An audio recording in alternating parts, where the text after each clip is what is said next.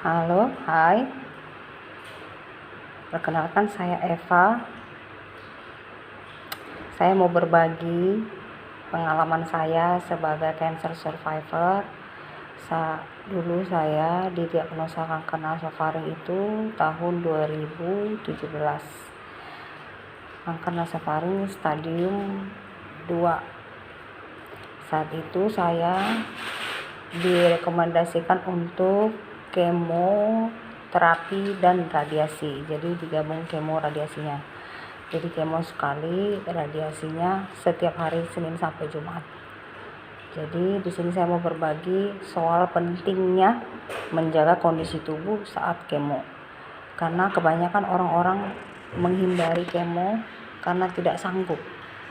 Bahkan ada yang tidak mau menjalankan pengobatan kanker untuk menghindari kemo, takutnya akan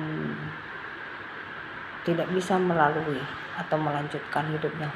Jadi di sini saya mau berbagi, berhubung saya juga sudah mengalami, saya akan berbagi pengalaman saya. Pertama sekali yang harus kita tahu saat kemo itu adalah pasien itu harus makan. Apapun ceritanya, apapun masalahnya, harus makan. Karena saat kemo, tubuh kita itu akan dimasukkan obat untuk menghancurkan sel-sel kanker. Nah, cuman si obat kemo ini tidak bisa menyeleksi antara sel yang kanker dan sel yang sehat. Akhirnya sel yang sehat pun ikut terkontaminasi dengan obat kanker tersebut. Akhirnya dia jadi terganggu. Nah, biasanya orang-orang yang kemo itu pasti hemoglobinnya bakal turun. Nah, untuk menggantikan sel-sel darah kita yang sudah hilang, yang rusak, kita harus makan. Karena dengan makanan, dengan nutrisi akan membentuk sel-sel baru di tubuh kita. Nah, kalau seingat saya, dokter saya selalu bilang, apapun yang kau suka, silakan makan. Ada yang bilang, dok, katanya nggak boleh makan KFC, nggak boleh makan McD. Nah, dokternya ngomong ke saya, ya udah, kamu berobat sama yang ngomong itu aja. Kamu percaya saya atau percaya orang? Dokternya ngomong gitu. Saya ingat itu dokter Asrul di Rumah Sakit Darmais.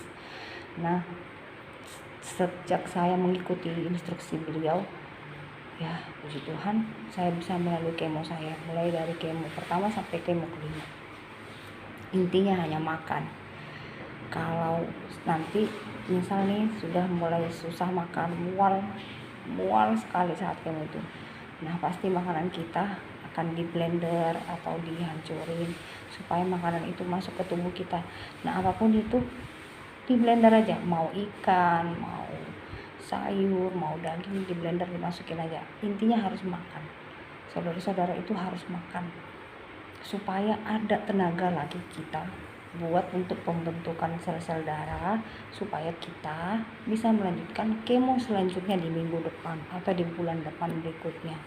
Jadi harus makan. Dan yang kedua itu semangat. Saat kemo, saat pengobatan kanker, saya melihat banyak pasien-pasien yang sehat seperti orang normal. Padahal setelah mendengar cerita mereka itu bahkan sudah jauh lebih mengalami hal yang lebih buruk dari yang kita alami. Mereka ada yang sampai nggak bisa jalan, sampai hilang bagian tubuhnya dan yang lain-lain. Jadi mereka tetap bisa melaluinya, mereka bisa normal kembali, bisa jalan seperti orang-orang biasa. Nah, itu yang membuat saya semangat. Jadi intinya guys, saat kemo atau sinar itu harus makan.